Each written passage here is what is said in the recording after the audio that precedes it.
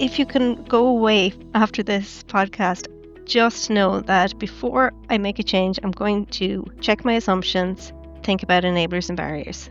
That in itself is a huge step forward for Ireland. And if we can have that thinking embedded within the culture in health and social care in particular, it's a really big step forward for us.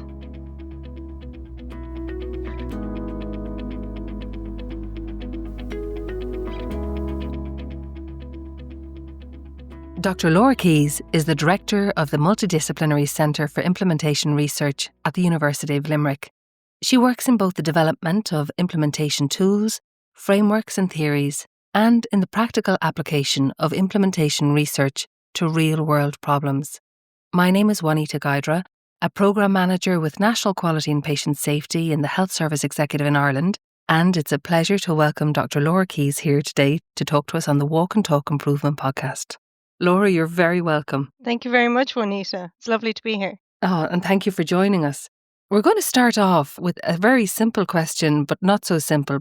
What is implementation science? Well, it's a good question because implementation science is lots of things. It's, in a nutshell, the science of how we do things rather than what we do. In some ways, it's a nascent field. So some would argue it's not a standalone discipline, and others would say that it's meeting point. It's an interdisciplinary, transdisciplinary area of science. It's a way of scientific thinking and a suite of theories, models, and frameworks to support that thinking. And it's about bridging the gap between knowledge and practice. How do we get from the evidence base, the academic papers, into actual change on the ground? How do we actually do that?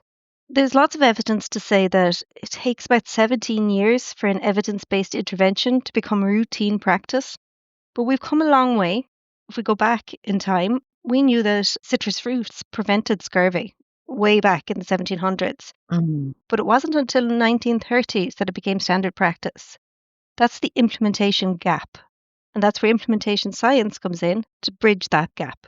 Okay, I think that's fascinating. It's a really good example because we often know what's good for us and it takes us in our personal lives a long time to maybe implement that in general. But I think when it comes to the work that we do, especially in healthcare, I'm really curious about that piece about bridging the gap between knowledge and practice, because sometimes we don't necessarily have the luxury of 17 years if there's information there that we should be using now. So is there a piece here where practice informs knowledge as well? So something that we're doing in practice informs the knowledge base? Absolutely. The short answer to that is yes. The question here is what constitutes evidence? Okay. So there are shifting thoughts on this in the field of implementation. Should we continue to rely on the top of the evidence pyramid, so like RCTs? Probably not. An implementation context is so important. An intervention could work in one place, but not in another because of the context. A really great intervention that works somewhere but needed to be specific because of that context wouldn't be generalizable or transferable, therefore it would fail in an evidence test. Yeah.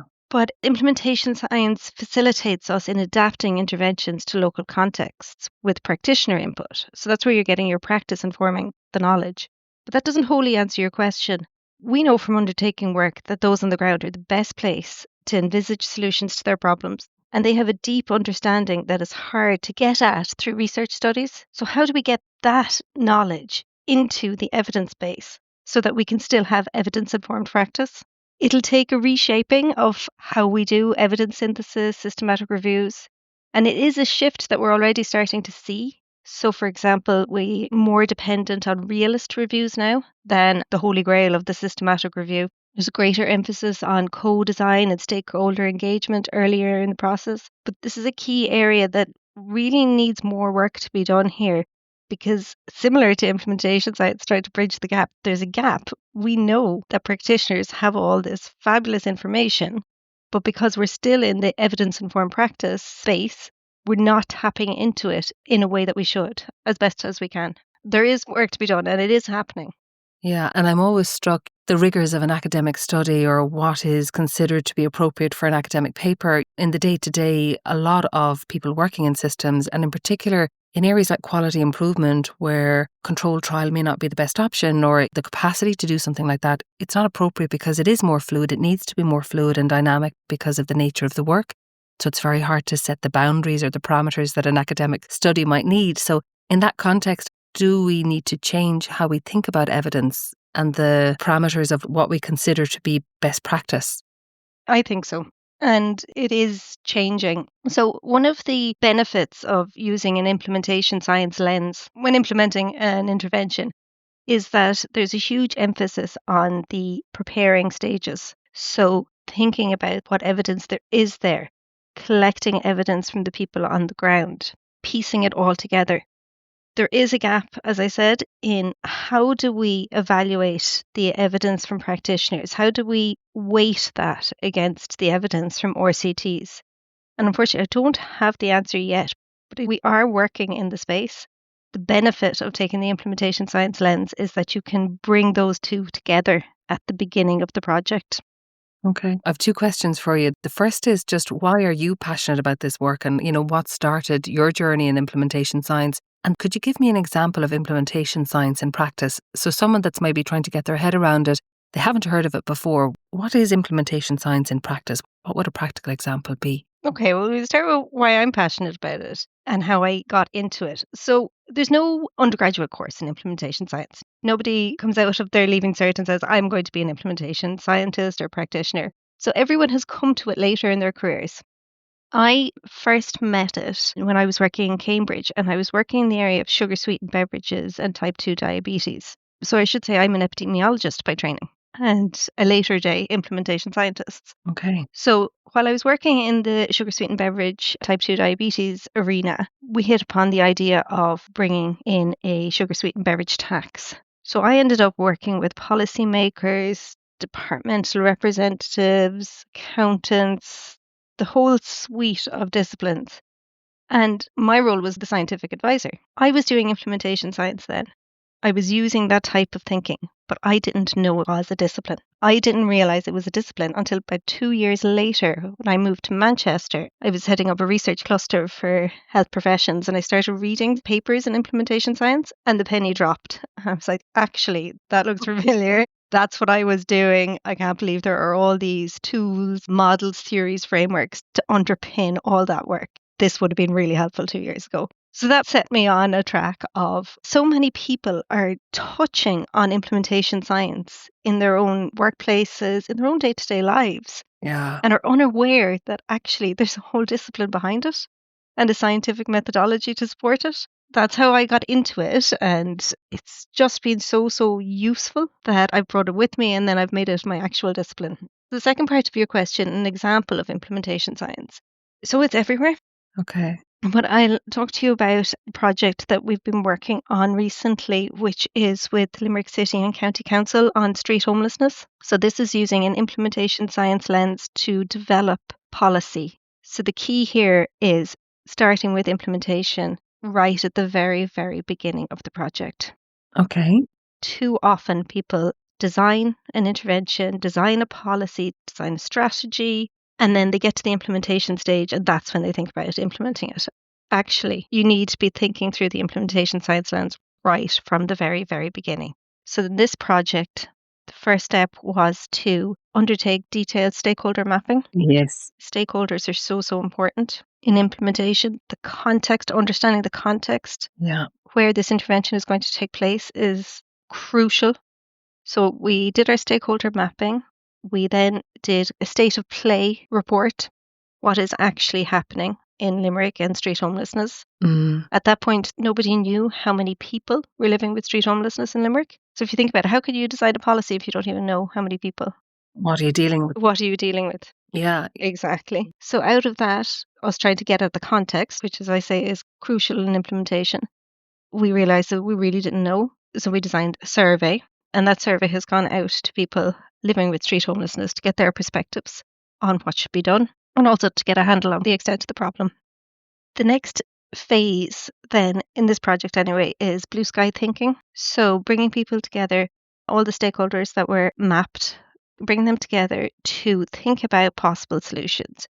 But in doing that, stripping away all their preconceived notions, taking them out of their individual workspaces into a neutral space and say, okay, dream big here. And then after that, taking all those ideas that come from the blue sky thinking and running them through a prioritization process, looking for enablers and barriers. So if we were to do, I'll give you a concrete example, it's to provide safe digital access for people living with street homelessness Mm-hmm. so that they can access things to do with their medical appointments and their housing referrals, things like that. Yes. If we were to do that, what enablers are there and what barriers are there? The first barrier that came up was money. There's no money to do this. But then there was an enabler. Actually, there's already a space that we can repurpose. So that particular intervention got prioritized then because there was such an enabler there, that there was a place. Okay. And something else then got downgraded in the prioritization. That's using the implementation science lens to go, okay, what can we actually do here? How can we do this? The next part of it is then thinking about the assumptions. What assumptions have we made about this, about the whole project? What is it that we came into this thinking about? And a big assumption that was made was that this was Limerick's problem for Limerick to deal with. And actually, when we tested that, that didn't hold true at all. There is a huge appetite across the country to share information and to work together. One of the other things that fell out of this project was that moving somebody to a new space entirely, a new environment, is really beneficial. So after they come out of prison or treatment, going back into their own community doesn't work very well. So moving them entirely. Mm-hmm. So what we're looking at is setting up a pact between different county councils. Say, okay, well, do you want to take this person and we'll take one of your people and we'll give them a fresh start. So different things like that build out of it. But that was only because we tested the assumption and the assumption proved to be false. Ah, okay. And then we were able to actually leverage off that falsehood to make a change. Okay. So it's all these thinkings that underpin everything. That's the implementation lens. Yeah, and it is interesting because I do think, when you have a level of expertise, you make assumptions without even thinking about the assumptions you're making because we're into that quick decision making. And there is obviously the knowledge we have is important, but I think there is equally, it can be a hindrance in terms of how we think or approach a challenge or a problem sometimes because we've cast aside a possible solution before we've really explored it. That applies in quality improvement as well. When you talked about your own journey into implementation science, a lot of people will resonate with it that you've been doing a piece of work and it is 6 months later or 2 years later that you realise actually someone else was doing that work and they had come across the challenges you had. And if you'd known that at the time, you would have gone a different route, or there was a tool there that would have helped you, or, oh my gosh, there is a template there that I could have borrowed rather than spend 5 days coming up with a plan on something. So there is something about how do you access information. And I suppose as I'm listening to you, I think about the staff that are involved in different roles within healthcare at the moment, and they have multiple briefs, so they've got quality improvement, service improvement, they might be doing change management, they can be doing project management, they're doing all that in one role. They have many hats. So when I think about this, who should be using implementation? Is it something every healthcare staff member that's trying to improve the system should be applying in their work? And if so, what's a starting point for that? What's a fundamental piece that you'll be saying, this is a starting point, go there, find that resource, or this is something you should be doing and thinking about? So I would say that it is everyone. I am currently working to embed 1 hour of implementation science into every undergraduate course in the University of Limerick. It's an ambitious goal, but the way I think about it is if people know it exists and have an understanding of what it is, then when they need it, they can go and get it. Implementation science it's an enormous field. Yes. We have hundreds of theories, models, and frameworks. They are a minefield, even for me. Every now and again, I come across a new tool that I have never come across before. But don't let that put you off. There are ways to start. So, two things I would recommend is the EPIS framework. So, it is a high level framework, and all the other theories, models, and frameworks fit in under it. So, if you have an idea of that and you use that to shape your thinking, then you're in really good shape. So EPIS stands for exploration, preparedness, implementation, and sustaining. So too often, one of the problems we see all the time in implementation is that people jump straight to the implementation phase. Okay. So I'm sure everyone will have heard somebody saying, okay, there's a new policy, there's a new strategy, we're going to implement it starting tomorrow. It doesn't work. Okay. It doesn't work. Just like that. But you see it all the time. Oh, yeah. All the time. And what's your implementation plan? Well, we're just going to do it. That doesn't work. No. The first two, the exploration and the preparedness, that's where I spend my time exploring, thinking about the assumptions, thinking about the enablers and the barriers, thinking about the stakeholder group, getting buy-in. Buy-in is crucial. The preparedness then is planning. Okay, we have this enabler, we're going to leverage off it. We have this barrier, how are we going to overcome that? And then the implementation is actually really easy. This is a very, very quick part of it. Things do just happen then. The far side of it, the S, sustaining, that is a big challenge. And we see that as a really big challenge in health and social services in particular. Yeah. I'm sure people can think of times when you had somebody with a great idea, they really championed it, there was great uptake, great buy-in, it really worked. And then that person retired or changed role and it all fell apart, Yes. got promoted, anything, and it all fell apart. It's gone because that person isn't there anymore. That's because the implementation wasn't planned to be sustained. And you do all of that right back at the very beginning. So the EPIS framework is the one that gives you that way of thinking. It's really simple and it just makes you take pause and go, okay, have we explored it? Are we prepared? Now we can implement. And have we thought about sustaining it into the future? Yeah. And I definitely think, when I talk to colleagues, there's a sense that if you spend all the time planning, that you're wasting time. And it is in a lot of instances, highly pressurized environments that people are working in.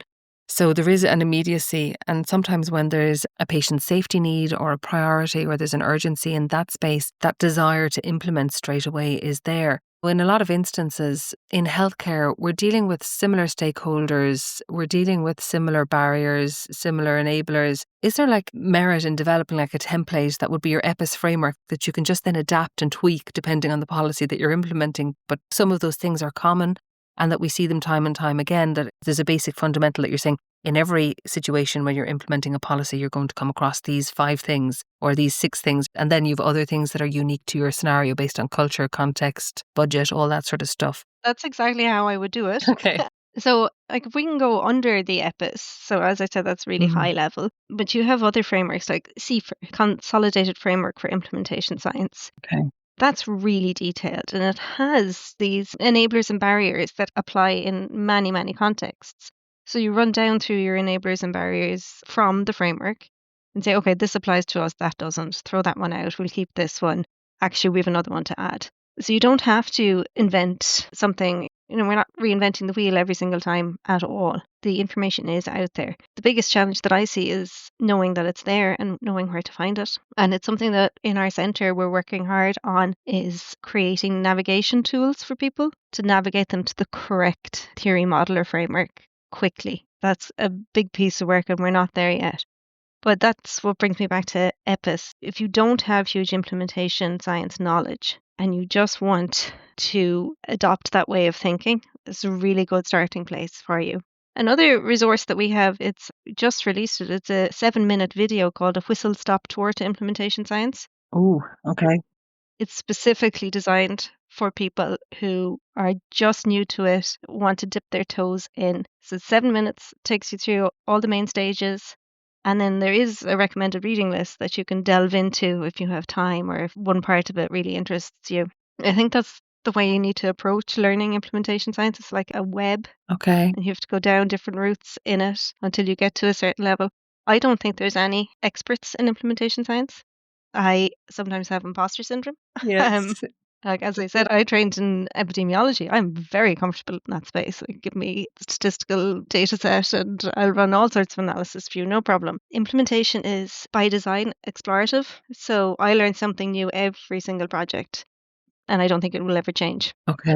So I think people need to not be afraid of it and dip their toe in because a little bit of knowledge won't lead you down the wrong route in this space. Unlike in other disciplines, you could get into big trouble with a little bit of knowledge in other disciplines, but not in implementation.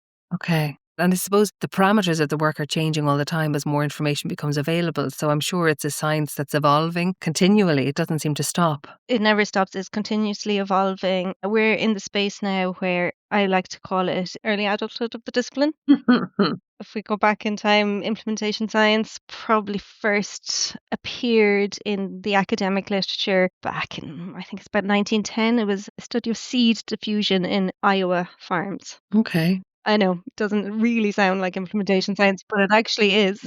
It is. It talks about diffusion and it applies to human behavior and diffusion of practice. And then implementation went off specifically into health. Okay. And it really had its adolescence in health. And we built lots of theories, models, and frameworks. But we're now in a phase where we have lots of those. And what we actually need to do is consolidate them. And like I said, create navigation tools so people get to the right theories, models, and frameworks. We need to work on things like the how do we synthesize evidence for this, for implementation?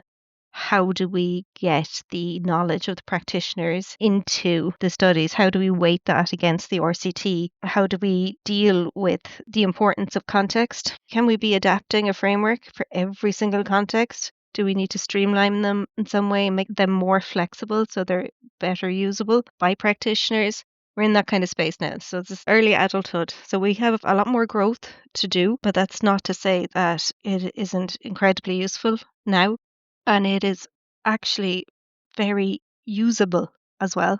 Okay. Once you start thinking with an implementation science lens, you will see change in your projects really, really quickly. And can I ask you then, so obviously you've used the implementation science methodologies within research projects in Ireland and abroad. Is there a trend or guidance that you would flag as sort of essential to the success of implementation science? So if you're applying that methodology, what sort of things ensure success using it?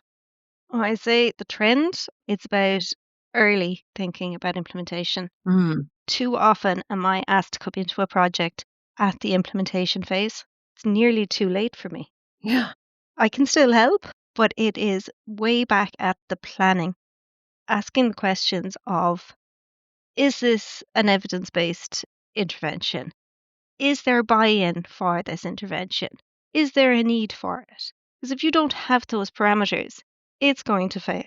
If you haven't thought through your enablers and barriers, if you haven't checked your assumptions, and if you haven't checked for readiness, Yes. readiness now is a concept that's really core. Is the setting, are the staff, are the public ready for this change? Okay. Because if they're not ready, you're going to have to take action to make them ready before you implement. Yes. So all of that, that's the first two parts of EPIS, the exploration, the preparedness, all of that are the things that set you up for success in the implementation.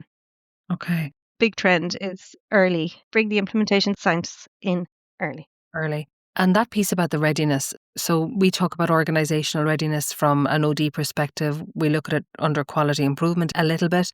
Our people's needs defining change, the HSE Change Matters guidance has a tool for readiness. But have you come across readiness tools that are beneficial to use within the work that you're doing, or does it actually matter what framework you use as long as you're assessing readiness?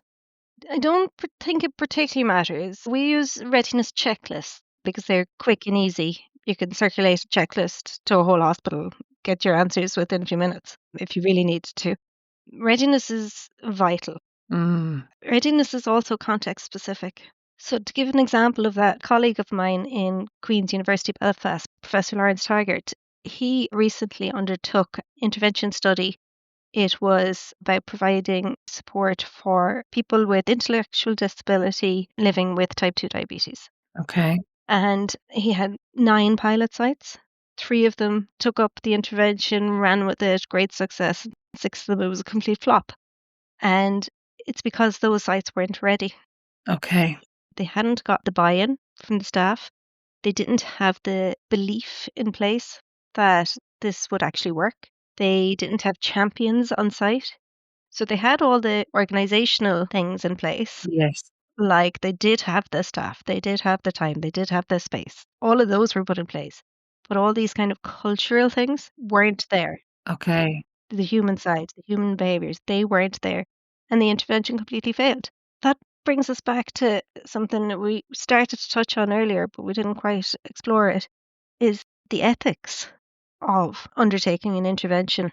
Yes. So you mentioned about when there's a patient safety concern, so you're under high pressure to get something in place to address it quickly. But it brings up an ethical conundrum of, okay, this intervention, we know it works, but if we don't do all the implementation preparing, then it's likely to fail. Mm, So we have spent public money and time and resources on an intervention that if we sit back and think about it, we know it's going to fail in the long run because we didn't do the implementation side of it. So how ethical is that?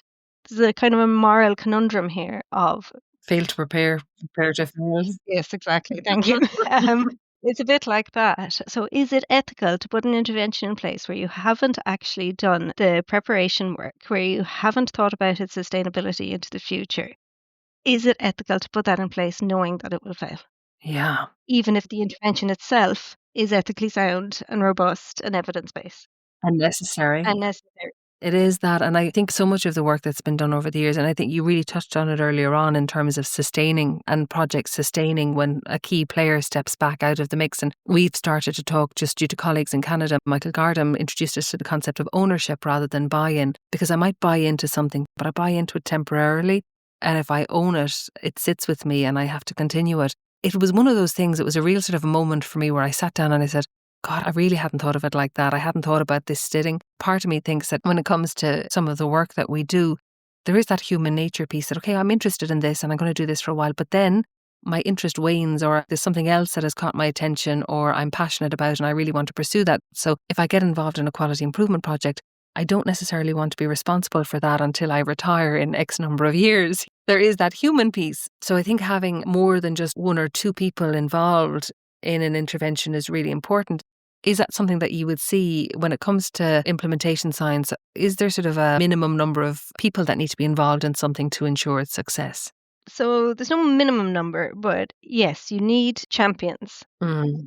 But that's at the beginning. You need people to champion the intervention, champion the practice, champion the policy. And that's to bring people along.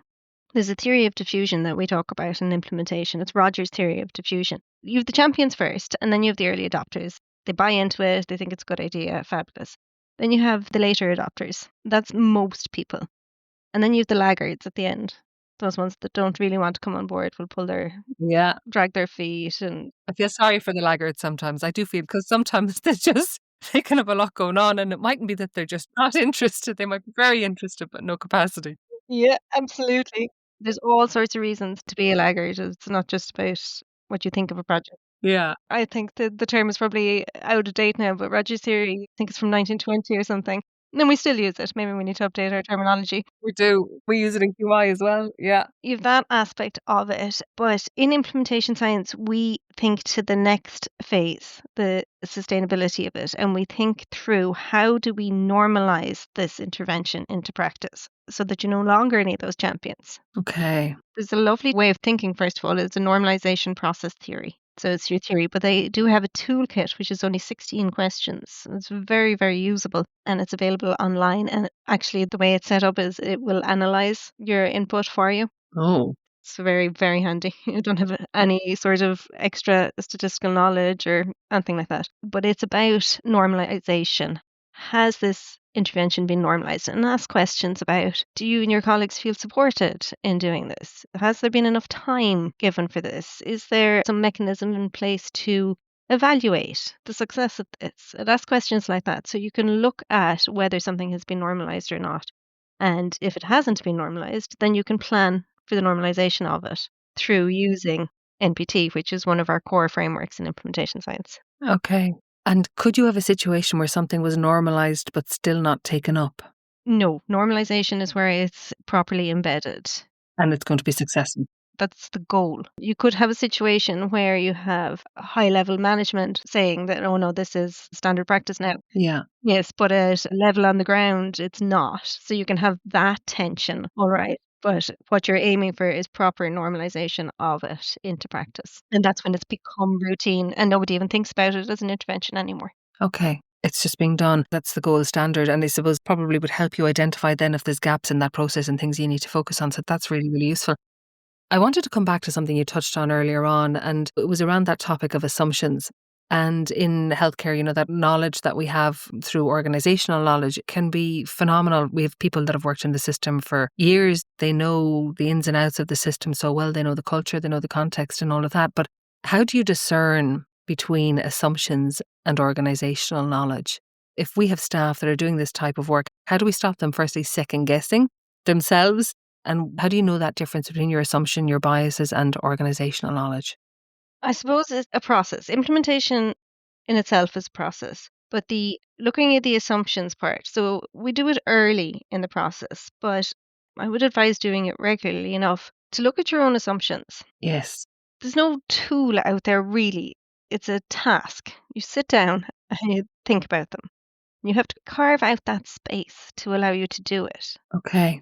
Doing it on the fly doesn't really work. It's a bit of reflective practice. We're all familiar with that now. Sit down and think about your biases, think about the assumptions that you have made. Ask the questions of, if this assumption doesn't hold true, what will happen to the intervention? Okay. Assumptions are measurable. You can test your assumptions. If you can't test it, it's not an assumption. You're probably moving into a different field. They're measurable and you can also do things about them. So let's say you have assumed that all the staff are going to buy into this brand new intervention. You're so excited about it. You went to a conference and heard all about it, and it's amazing. And you're going to come back to work, and everybody is going to come in behind it because it's just so brilliant. That's your own assumption. But you can test that. You can just ask people, do you actually buy into this as well? So that's how you can kind of discern what an assumption is or not. But you need to carve out that time and sit with it and say, okay, what are my assumptions here? Yes. Or maybe you can do it as a group of stakeholders. Okay. What are our assumptions here? Are there any of these that we need to test? What do we do if this assumption fails? Yeah. What do we do then? Or do we need to do something now to make sure that assumption holds? It's having that moment of pause. And really, it's a half an hour just to sit with your thoughts. Yes. You do it in the car on the way home. A lot of implementation is a way of thinking. It's not something that you have to do and have to produce a list of assumptions, but taking that moment of pause and knowing that you have to do it, that's what's really helpful. Too many of us just plow on in and don't even think that we have assumptions. And then you have the opposite side of it where when is enough knowledge enough? So when you're thinking of your organizational readiness and you're thinking about your assumptions, how many sources of data do you need? When can you say, actually, we have enough information now to proceed and to get started? Yeah, so this speaks to what we were talking about earlier as well on the imminent need and the policy need and the urgency around it. Yes. When is enough knowledge? When is it enough? Yeah. The reason I'm asking this is because very often I've seen people get completely paralyzed by fear of starting something because it's not perfect. Do you know that fear? If it's not perfect, it's not good enough yet to begin. And there's a colleague of mine talks about just good enough. In quality improvement, we talk about PDSA, small tests of change that are sometimes necessary to get enough information to move to the next stage. It's a challenge. It's something that I find challenging myself is when is it enough? And equally at the same time, that desire not to get straight in when you think you have enough and maybe there was something else you should have done. Well, I suppose the litmus test that I use in that context is the buy-in. Mm, Is it there? Do people see the need for this? Do they want the change? Because if you have that, you can overcome a lot of the obstacles that you will meet on your implementation journey along the way. When is enough evidence enough evidence? It's almost an impossible question. I remember during COVID, I worked for NEFIT during COVID, writing evidence reports that basically said, we know nothing. We know nothing. And we had to make decisions based on that, putting forward information from measles because it was the closest thing we could think of to go with COVID. You have to do things like that in the moment. It's about weighing up the risks. What are the risks of this intervention if we have gotten the evidence base wrong? Is it too risky? The way to test it is by testing the appetite for it. If you speak to 10 people, somebody there will raise a red flag if it's not ready. Whereas if you make the decision all on your own, you mightn't have thought through something. So it's about the buy-in and the appetite. Do people understand the need and do they want the change? yeah. And are there times then, and I'm thinking it's a little bit of a random one, but the smoking ban, there would have been a lot of people that weren't ready for a smoking ban in Ireland back in the day. So are there times when actually public health or policy is required when maybe people aren't ready or there isn't that ownership? That's the public health conundrum. Yes. I remember studying that one in college. Yes, sometimes we have to lead the public. Sometimes it's back to the laggards here as well. Sometimes we have to pull people along with us on something.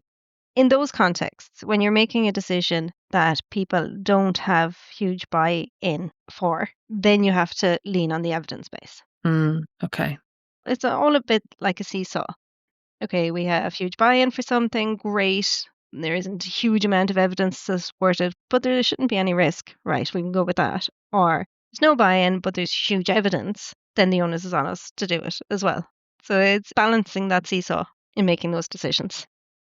When we're thinking of the work that we're doing in particular around improving quality within the health services at the moment, is there a way that we could make implementation science part of that day-to-day work that we're doing on quality improvement, embedding it into how we do our work in general rather than something that we take off the shelf only when needed, but it becomes a seminal part of our day-to-day job, a fundamental part of how we work? That would be the goal. Parts of implementation science are that you pick up the toolkit, that you pick up the model or the framework, and you use that for whatever intervention you are planning for.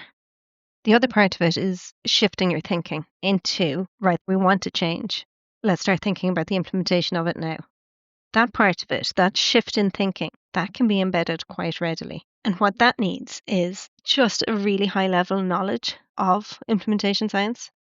You can go down so many rabbit holes in this whole area, but you don't need to.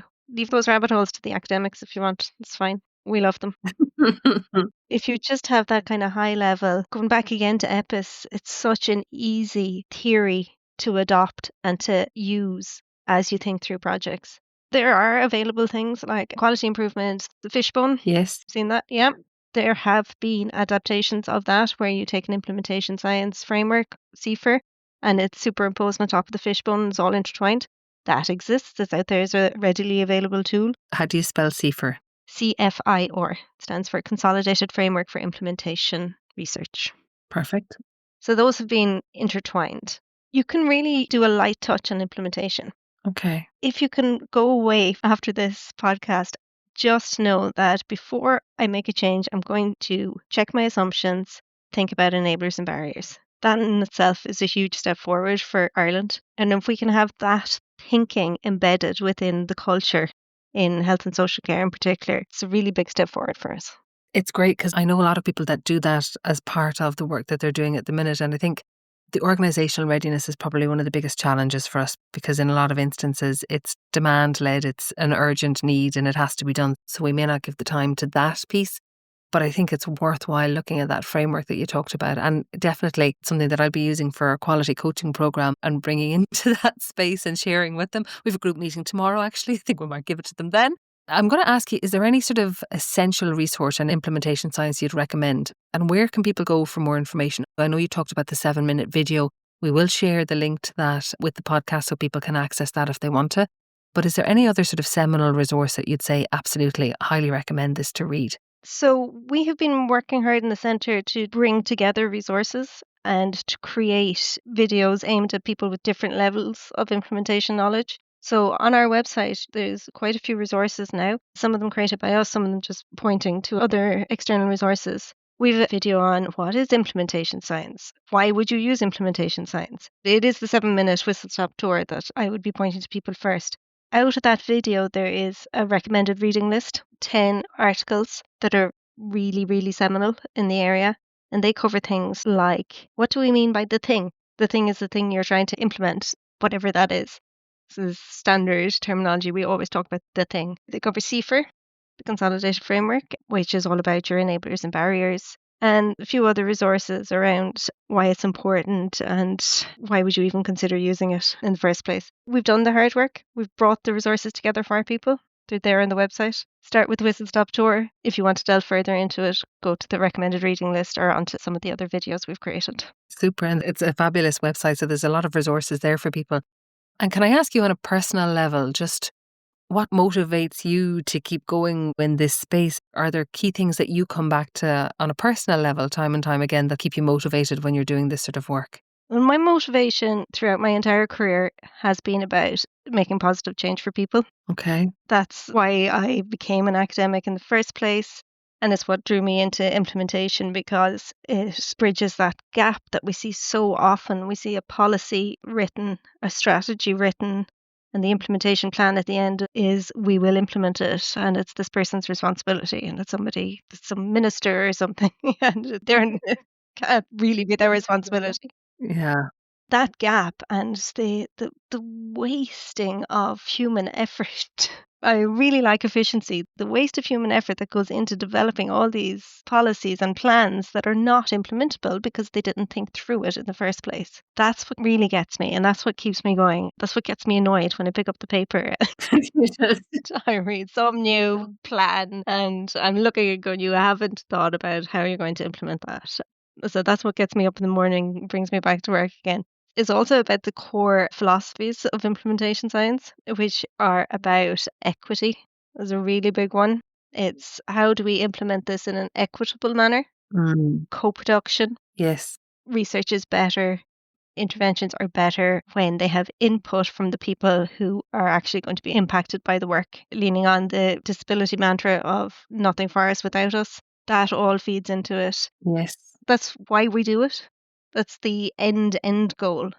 So beyond sustainability, we want it to be equitable. We want equitable access to services, to products, to health and social care. Yeah, I really like that. And I want to just come back very briefly. So, one of the things that struck me in the conversation earlier was when you spoke about working with the homeless people in Limerick. And for us, one of the challenges is sometimes how do you access? So we talk about, patient partnership or co-design or co-production under whatever guise we're working, but that piece about trying to reach the people that may not have access to email, or the person that doesn't come to the meeting, or the person that will never see the poster inviting them to the meeting. How can we engage with people in that way? Have you found ways that work? Well, the first thing I'd say in that is the hard to reach populations are the most important ones to reach. So it's worth the extra effort to get to them. It is difficult. It is definitely difficult. The best way that we have managed it, and I suppose I have throughout my career, is working with another cohort. So, for example, in the street homelessness, I'm working with Anna Liffey and Novartis. So, the people running the soup kitchens, the people out meeting the people, sandwiches on the street, and trying to get them into drug treatment, working through them. It's about speaking the same language as the people you're trying to reach. Okay. I do not speak the right language, therefore, I do not go. I send somebody who does instead and use them as a conduit. So for people living with street homelessness, unlikely to respond to me. They might, but they're very likely to respond to the people working with Anna Liffey. Okay. So it's using those pathways to get to people. It's work. I mean, it's an extra onus then on me as a researcher because I have to train the people that are going out to do the meeting. Okay. It's difficult then because I have a lack of direct contact with the data collection, more difficult for me to spot if something's gone wrong. So you have to put all plans around that. It is so worthwhile making that extra effort, but it is difficult. It is essential. And I think we've seen it with some of our colleagues in healthcare where they've gone into the supermarket contacting people, or the mass newsletter, or they'll go outside the school or wherever it is that the people are, that's where they're going when they're trying to have that conversation. I'm struck by having the right person having the conversation. I think that's really important and something that we often underestimate the value of. The other thing, and I just wanted to touch on it, and I'm conscious of your time, but it's that piece about very often when we think of public health and the social determinants of health, it's not just you go to the hospital and you get your treatment. It is housing, it is education, it is all of those different things. How much, when we think of public policy, do we actually need to bring in all of those different organisations that govern public policy and provide services for the public in addition to the people that are actually using those services? How much do we need to bring it together? A lot. We need to move from the silo-based thinking to a systems-based thinking approach in Ireland. From my perspective, health is not just about the hospital and the GP clinic and the pharmacy. It is the whole suite of physical health, mental health, availability of activity and exercise, schooling, education, climate, cars. It's everything. It's everything. It's the whole environment that we live in. That's what determines our health. So bringing together the different silos that we have in Ireland to bring them along a pathway of let's think about this in terms of a systems approach and let's weigh up what we're doing in the knowledge of what other people are doing. Okay. That's what we really need in Ireland. And it's not just at that big policy systems level of the country, it's even at local level. That same thinking applies. We need to move from this thinking that this intervention is for X department. It can't be, it never will be. It has to be embedded within the entire system of the organisation. If you change a policy within a department on the time people start their shifts. That has an impact on parking spaces. That has an impact on traffic, on bus schedules. You see how it all spins out from that? Yeah.